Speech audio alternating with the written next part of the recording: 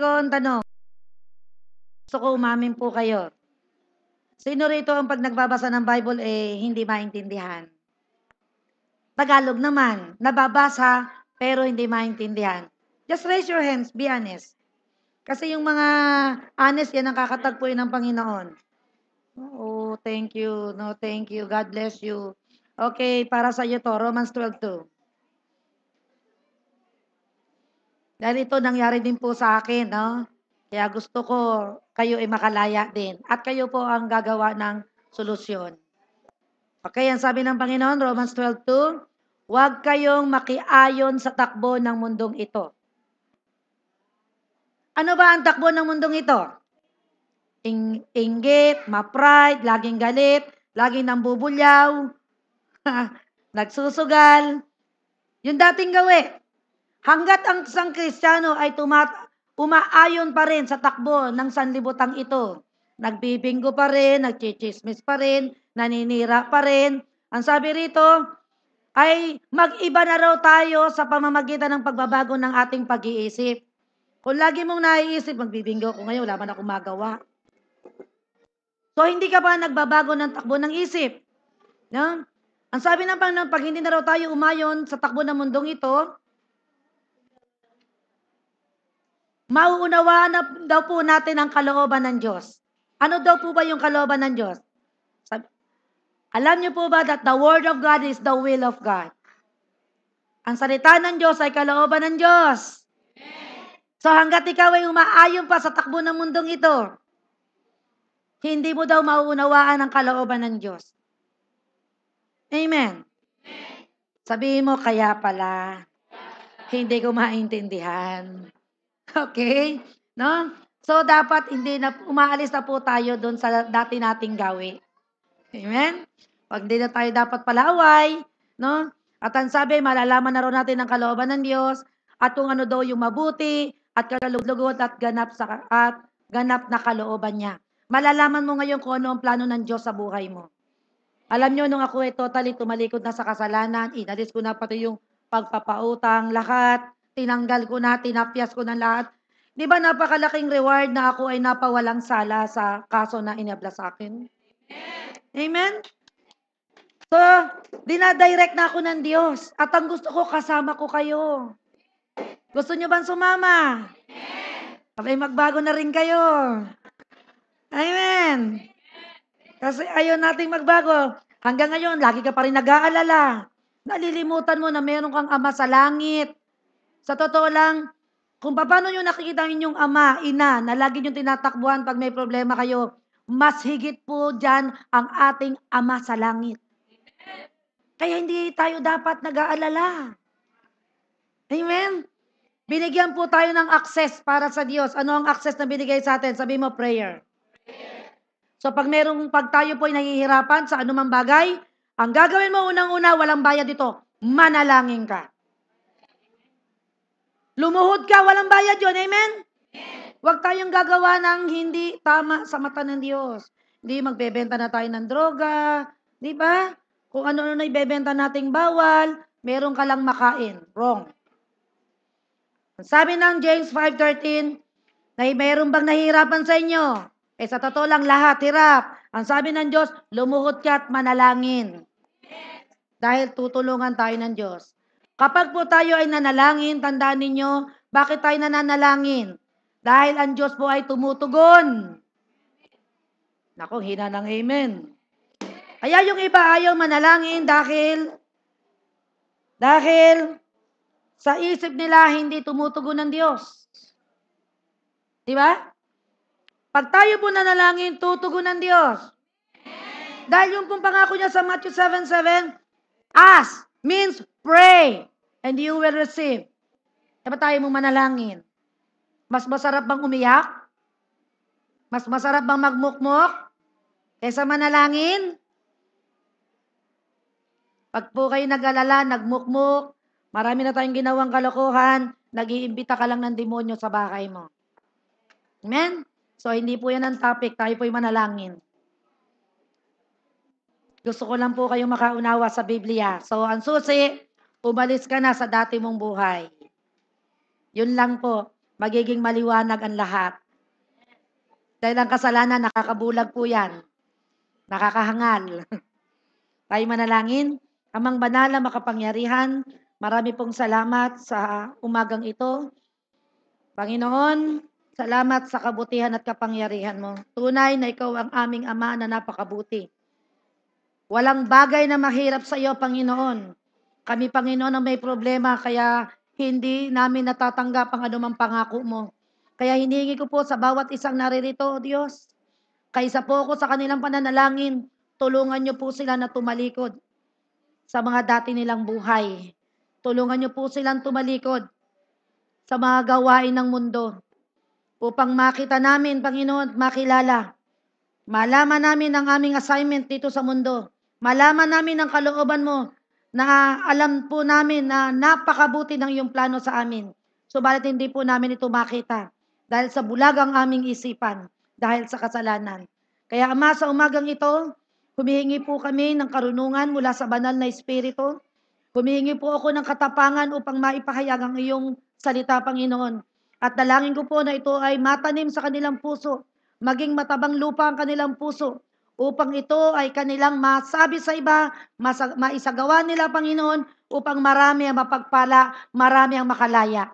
Ama, marami pong salamat sa pangalan ni Jesus. Amen and amen. Praise God. No? So, dapat hindi na tayo palaaway. Hindi na tayo bangay-bangayan, away-awayan. Pag ganyan po nangyari, nakakabulag po yan. Hindi ng mata, ng isip. Amen? So ano binubulag ng kaaway? Isip. Hindi po mata. Ang mata, dadalahin niya yung ni Satanas ang mata mo dun sa bagay na hindi makalulugod sa Diyos. Kaya talagang kailangan nating sumunod. Amen? So ang ating topic for today, self-righteous.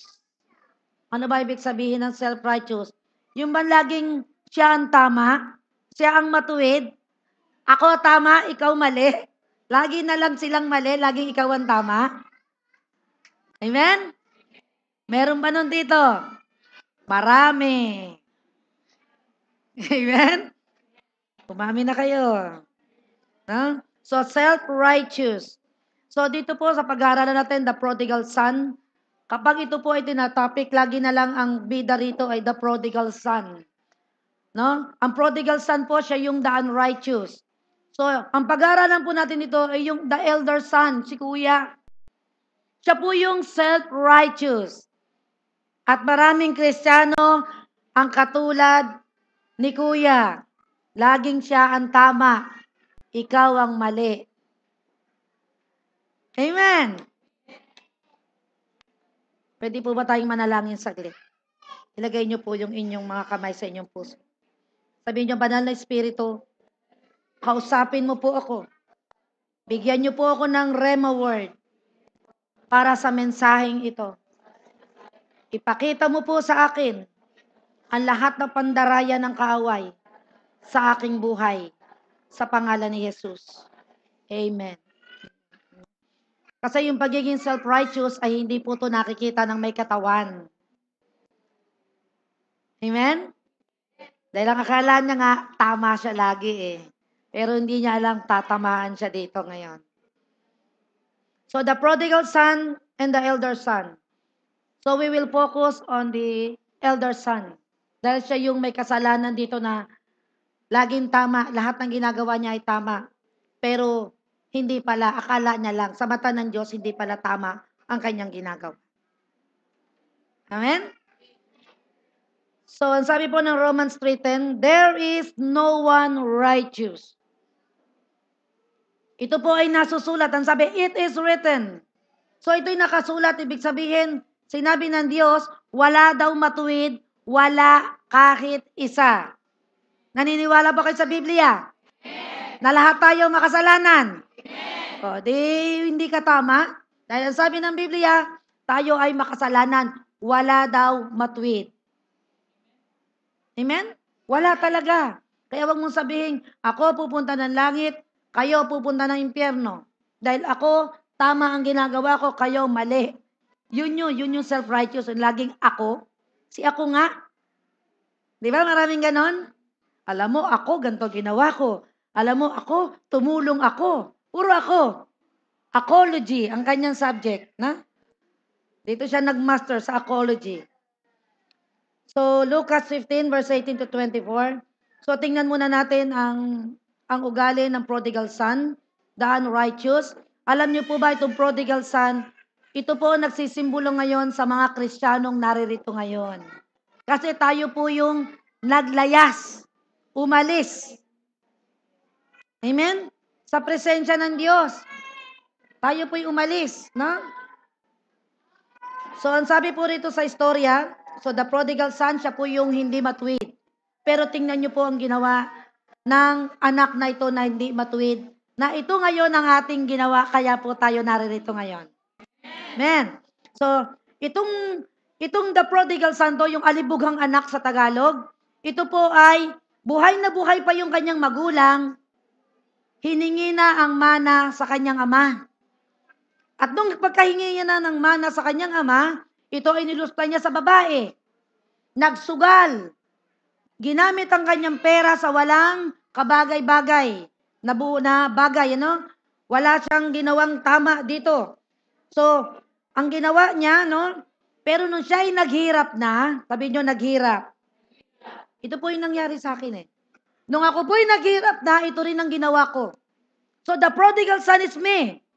The prodigal son is us, all of us right now. Tayo itong prodigal son. Na nung naghirap, nung namroblema, nagkasakit, nagka-leche-leche ang buhay, ganito ang ginawa ng the prodigal son. Sabi niya, verse 18, babalik ako sa aking ama. At sasabihin ko sa kanya, Ama, nagkasala po ako sa Diyos at sa inyo. Diba ito ang ginawa natin? Lumapit tayo sa Diyos, Ama, ako po isang makasalanan. Patawarin niyo po ako. At mula ngayon, tinatanggap ko na po si Jesus bilang Panginoon at tagapagligtas. Diba ginawa natin dito nung bago tayo maborn again? So ito yung ginawa ng the prodigal son na siyang ginawa din natin. Amen? Kaya tayong sinasabing hindi matuwid. Ngayon, alam nyo bang tayo ay matuwid na? Praise God, no? Verse 19, ang sabi ng prodigal son, hindi na po ako karapat dapat na tawaging anak ninyo. Ibilang na lamang po ninyo akong isang alila. At siya ay nagpasyang umuwi sa kanila, malayo pa'y natanaw na siya ng kanyang ama, at dahil sa matinding awa, ay patakbo siyang sinalubong, niyakap at hinalikan. Tingnan po natin tong the word na nagpasya. Ibig sabihin, nagkaroon siya ng desisyon. Nakatulad din natin, nagkaroon ng desisyon. Panginoon, makasalanan ako, hindi ako karapat-dapat sa iyo. Pero ngayon, humihingi po ako ng tawad. Di ba ito ang ginawa natin? Praise God. So, tayo yung the prodigal son. Tayo yung the unrighteous. Pero tingnan nyo, dahil sa kanyang ginawang pagpapakumbaba, dahil siya'y bumalik sa Diyos, 21, 22, ang sabi rito, ngunit tinawag ng ama ang kanyang mga halila, madali, kunin ninyo ang pinakamagandang damit at bihisan nyo siya. Suotan nyo siya ng singsing at bigyan nyo siya ng sandalyas. Katayin ninyo ang binatabang guya at tayo ngayon magdiwang sapagkat ang anak kong ito ay namatay na, ngunit siya ay nabuhay, nawala, ngunit muling natagpuan at sila nga ay nagdiwang. Okay, tingnan nyo kung ano ang tingin sa atin ng Diyos. Kung tayo ay nasa kasalanan pa, nung hindi pa tayo humihingi ng tawad, ano ang sabi dito sa ating talinghaga? Yung alibugang anak ay patay na sa mata ng Diyos kapag ikaw ay patuloy sa kasalanan. Pero pag ikaw ay bumalik sa Diyos at inamin mo ang iyong kasalanan, ano ang ginagawa ng Diyos? Hindi ka kaya niya kaya itataboy.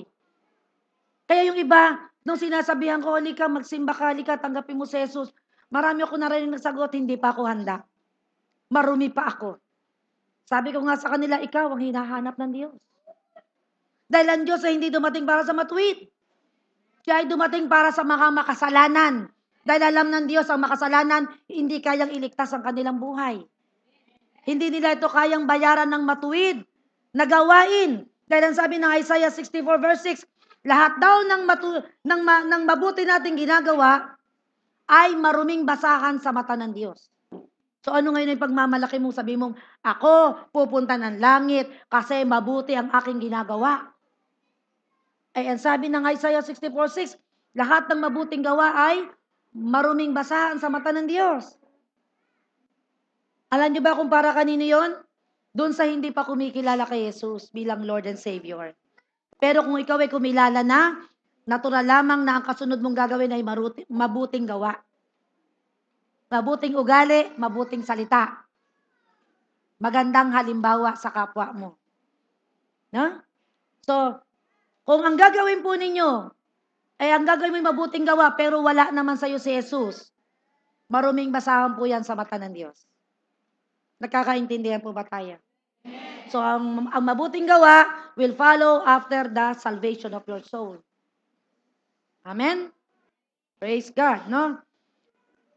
Tingnan nyo itong verse 22.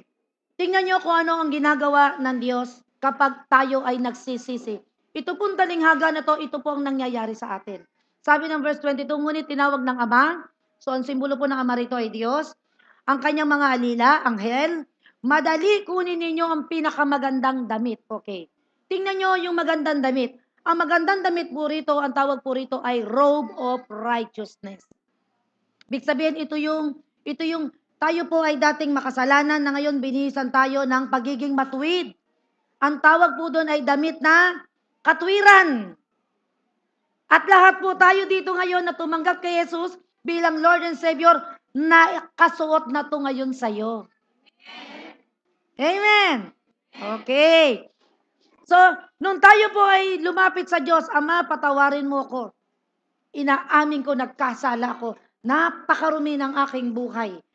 Patawarin mo po ako, O Diyos, sa pamamagitan ng iyong banal na dugo. Mula ngayon, ikaw na ang aking Panginoon. At nung the day na ginawa mo ito, binihisan po tayo ng Ama ng damit, pinakamaganda, which is the robe of righteousness. At yung pong robe of righteousness na yun is Jesus Christ. Kaya pag tayo po lumalapit sa Diyos, hindi po tayo ang nakikita, hindi si Susan. Pag ako nagpe-pray, hindi po ako ang nakikita ng Diyos, si Jesus ang nakikita ng Diyos. Ganon din kayo. Amen. Kaya huwag kayong mahiya na lumapit sa Diyos. Dahil pag lumalapit ka, hindi niya nakikita ikaw. Ang nakikita niya ay si Jesus. Praise the Lord. Napakasarap kayang lumapit ngayon sa Diyos, di ba? Dapat alam natin yung truth.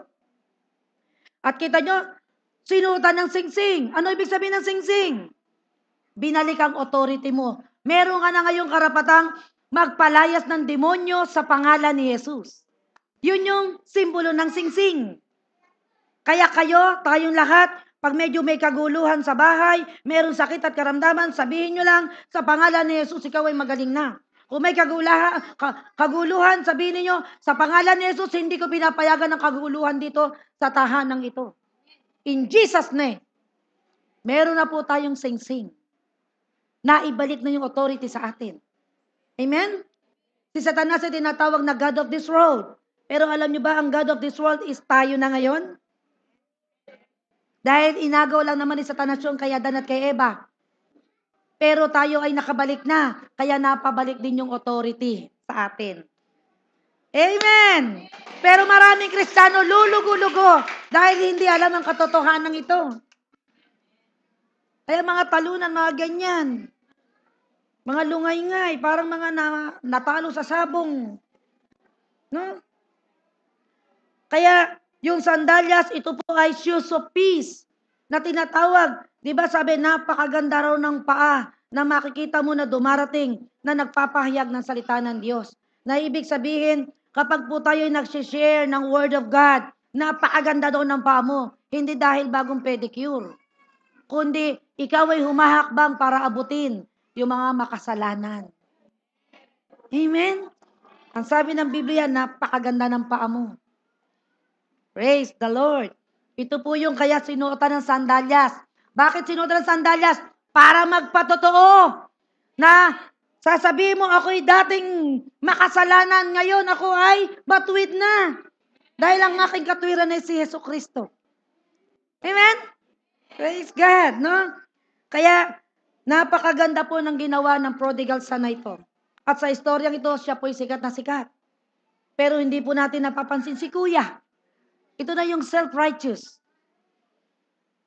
No? Yung elder son, the elder brother, siya po yung self-righteous.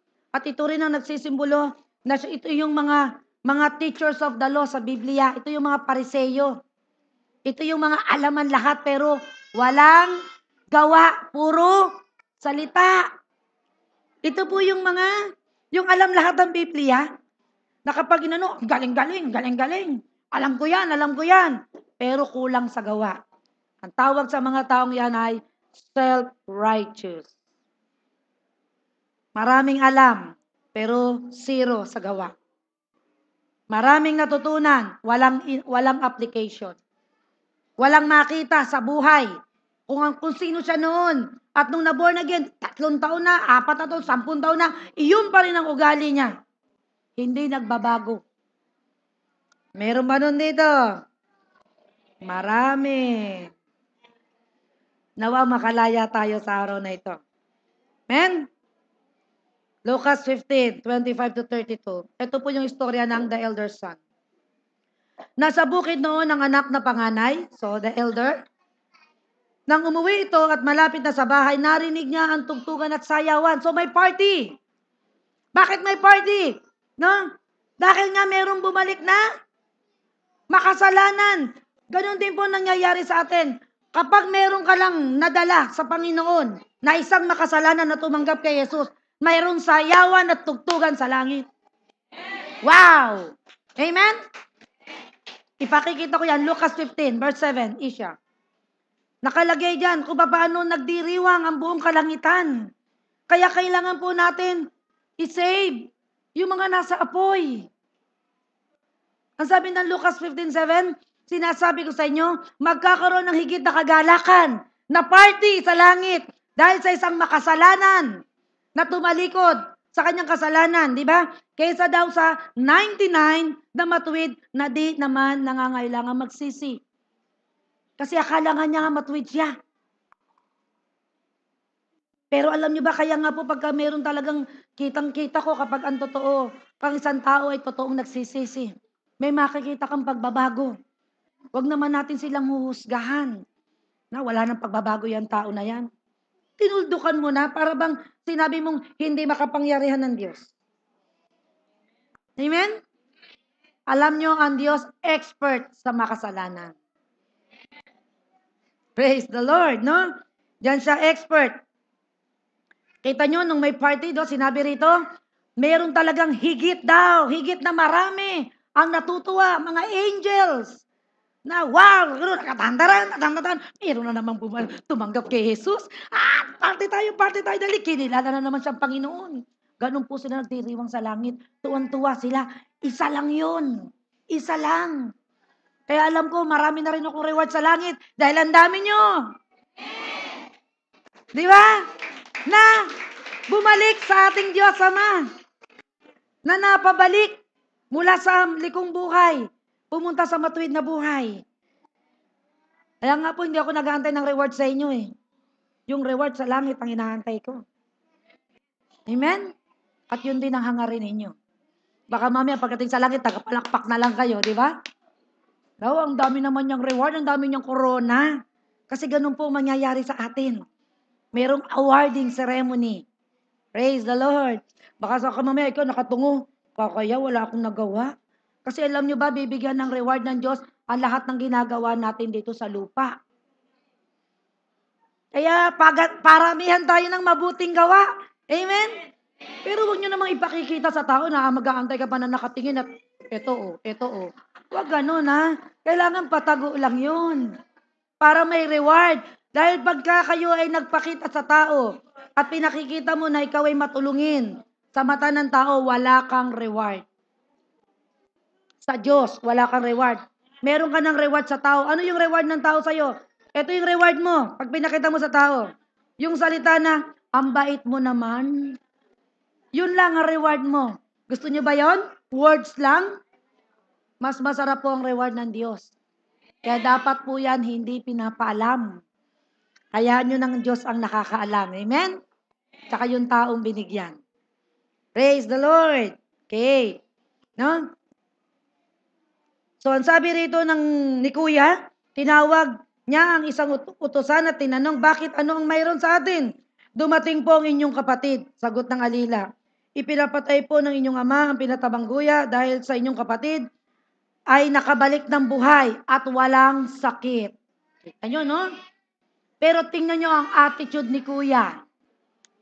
Kay Bunso. Verse 28, nagalit si Kuya. At ayaw niyang pumasok sa bahay. Pinuntahan siya ng kanyang ama at pinakiusapan. Pero ano ang ginawa?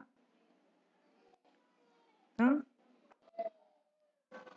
Ngunit sumagot siya, pinaglingkuran ko kayo sa loob ng maraming taon. Kita nyo, eto na. Sinasabi niya na ngayon ang kanyang mga ginawa. Eto na yung mga self-righteous. Ako nagluto, ako naglinis, ako nagbigay, ako lahat ang gumawa. Ako nagligpit dito. Eto yun. Makinig ha. Ngunit sumagot siya at pinaglingkuran ko kayo sa loob ng maraming taon at kailanman hindi ko kayo sinuway. Ngunit ni minsan hindi niyo ako binigyan ng kahit isang maliit na kambing para magkatuwang kami ng aking mga kaibigan. Subalit nang dumating ang anak niyong ito na lumustay ng inyong kayamanan sa masasamang babae, ipinagpapatay pa ninyo siya ng pinatabangguya? Sumagot ang ama, anak, lagi kitang kapiling at ang lahat ng aking ari-arian ay sa iyo. Naralapat lang tayo ay magsaya at magdiwang sapagkat patay na ang kapatid mo, ngunit nabuhay. Nawala, ngunit natagpuan. Kaya alam niyo po ba tayo, no? Tayo po yung mga nawawalang tupa na natagpuan ng Diyos. Kaya wag mong sasabihin, natagpuan ko ang Diyos. Hindi po nawawala ang Diyos. Ang nawawala po ay tayo. Na natagpuan ng Diyos. Dati tayong patay at wala naman naghahanap sa atin sa Diyos. Kaya nga kailangan, meron tayong shoes of peace. Kaya nga, nilalagyan ng sandalyas, yung mga binago, yung mga pinatawad, na kailangan tumayo dito sa unahan. At magpatotoo. Pero, hiya ko eh. Hiya ako. Nahiya ka daw ginawa ng Diyos sa'yo. Binago buhay mo, nahihiya ka. Di ba mas nakakaya yung dati nating buhay? Dapat ipagyayabang natin. Alam nyo, dati akong ganito ngayon. Hindi na. Nagbago ako dahil binago ako ng Diyos. Wow! Di ba? At ang iyon po ang gusto ng Panginoon sa atin. Tingnan nyo po, no, bibigyan ko kayo ng example ng self-righteous. Bible din ang magsasalita tungkol dito. Lucas 18, 9-14.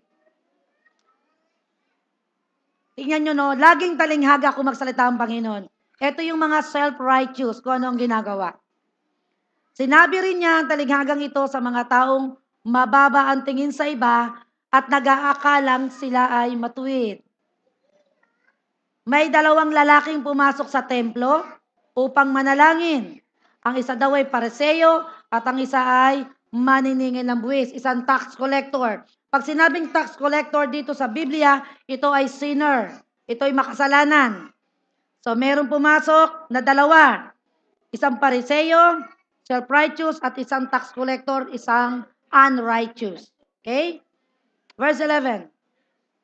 Tumayo ang pariseyo at nanalangin ng ganito tungkol sa kanyang sarili. Verse 12. O Diyos, nagpapasalamat ako sa iyo sapagkat hindi ako katulad ng iba. Eto na, di ba? Ganyan tayo.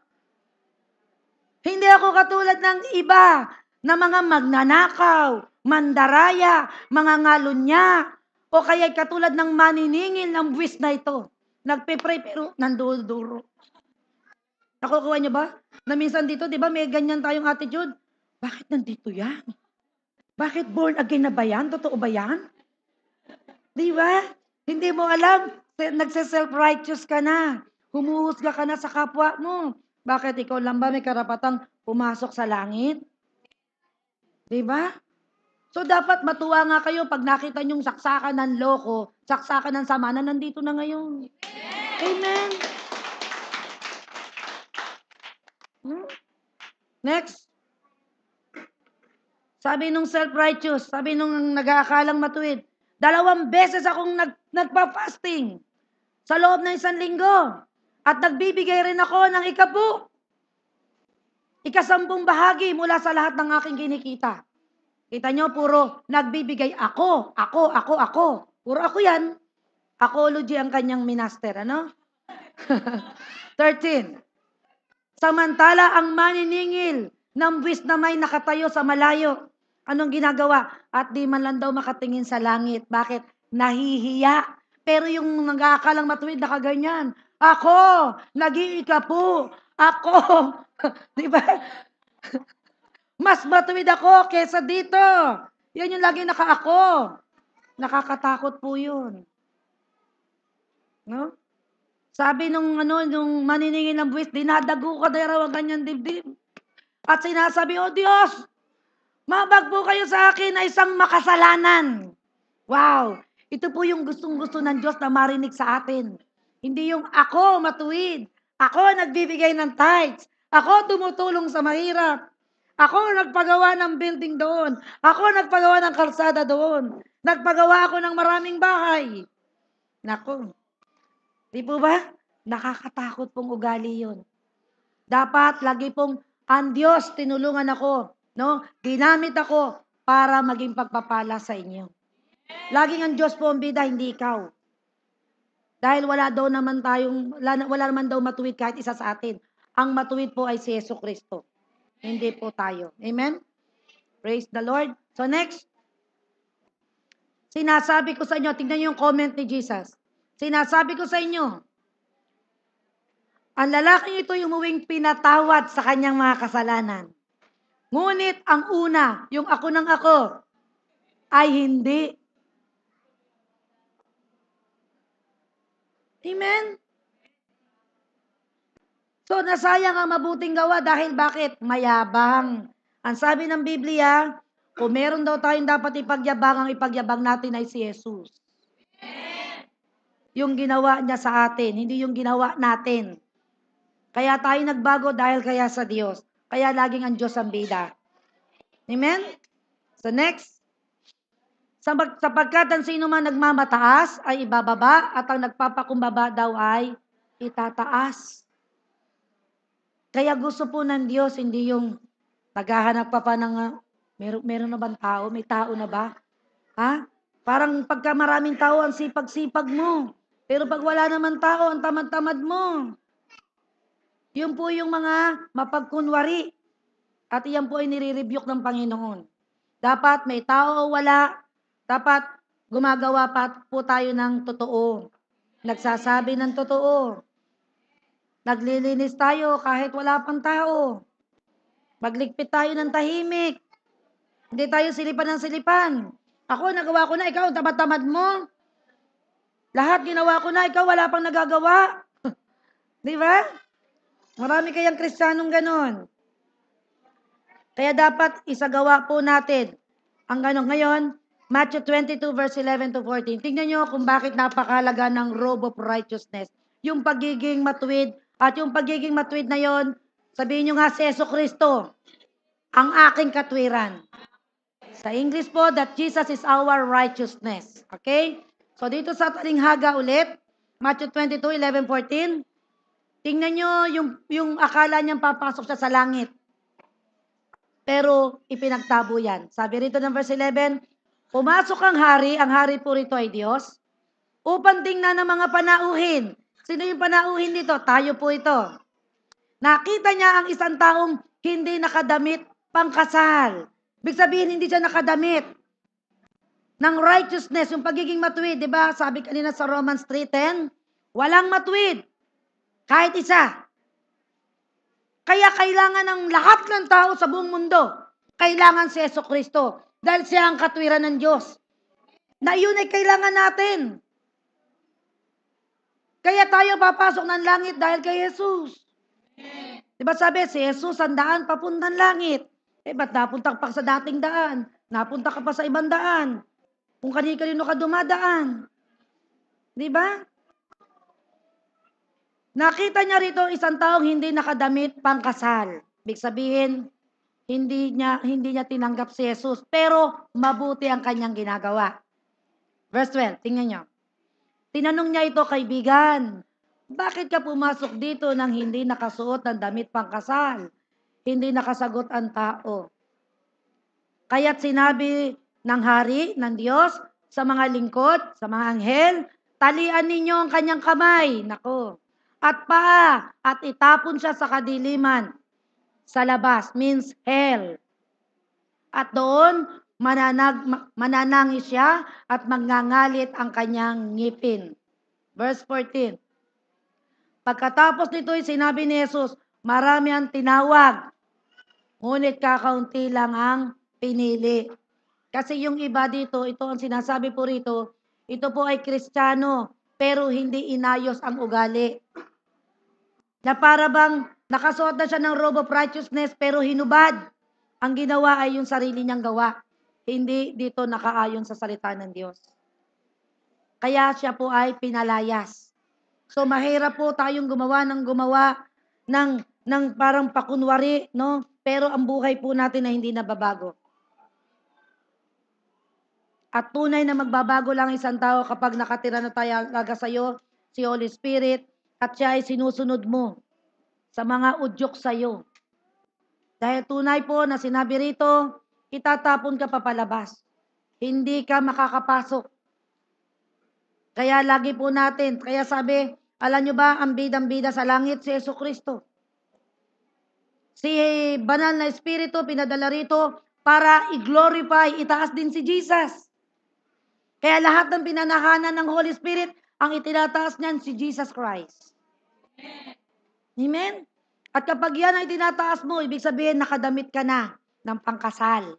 Na kapag dumating na po yung rapture day, ikakasal po tayo kay Jesus. Kaya sino yung tinatawag na mga ngalon niya? Ito yung umalis kay Jesus. Umalis, bumalik sa Katoliko, bumalik sa Muslim, tinalikuran ng Panginoon. Bumalik sa dating buhay, ibig sabihin, tinanggap uli si Satanas. Nakipag-boyfriend na kay Jesus nung tinanggap si Jesus as Lord, pero bumalik sa dating buhay. Ang tawag sa iyo ng Diyos ay taksil. Amen? So dapat maging tapat po tayo sa Diyos. At kailangan gayahin po natin kung ano ang ugali ng Diyos. Ang Diyos po maawain. Kaya dapat maging maawain din po tayo. Ang Diyos po hindi mayabang. Ang Diyos po hindi magagalitin. At ang Diyos po nagpapatawad. May naririnig nga po ako minsan sabihin, patawarin mo na ako. Diyos nga nagpapatawad ba't ikaw ay ba magpatawad? Mayroon pang sumasagot, hindi naman ako Diyos, no? Ayun na nga, hindi ka nga Diyos nilalang ka lang ng Diyos, ay yabang mo. Diba? So, kailangan maging katulad tayo ng Diyos, lahat ng makasalanan, pinatatawad niya. Amen? So, palakpakan po natin ang Panginoon.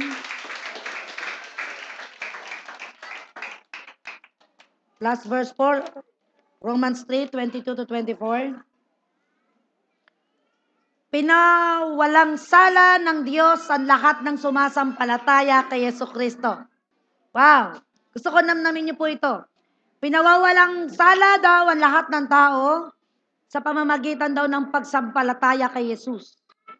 So mapapawalang sala ka lang, ikaw na makasalanan, pag tinanggap mo si Jesus bilang Lord and Savior.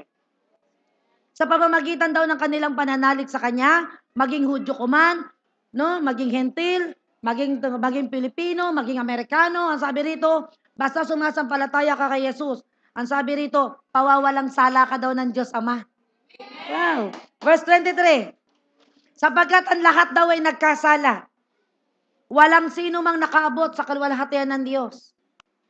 Ngunit dahil sa kanyang kagandahan loob, tayo daw ay pinawalang sala ng Panginoon dahil sa pamamagitan ni Kristo Jesus na siyang nagpapalaya sa atin. So si Jesucristo po ang nagpalaya sa atin mula kay Satanas. Tayo po ay dating alipin ni Satanas, kaya gawa tayo ng gawa ng kasalanan. Ang sabi rito, napakaganda. Si Jesucristo lang daw ang magpapalaya sa atin. Wow! Pwede po ba natin palakpakan si Jesus? Di po ba napakabuti ng Diyos? No? Huwag tayo maging self-righteous. No? At pag po tayo, sa totoo lang tayo po ay righteous na ngayon. Ngayon tayo po'y matuwid na, kailangan, hindi po tayo maingay. Kailangan ang pagiging maingay po natin ay sa pangangaral ng salita ng Diyos. No? Huwag tayong magyayabang doon sa ating mabuting gawa. Tulong ka lang ng tulong, gawin mo lang ng gawin. At yan po lahat, nakalista po yan sa langit. Amen? Praise the Lord! Napakabuti ng Diyos. So ngayon po, dadako po tayo sa offering. Sa tithes and offering po natin, Papa.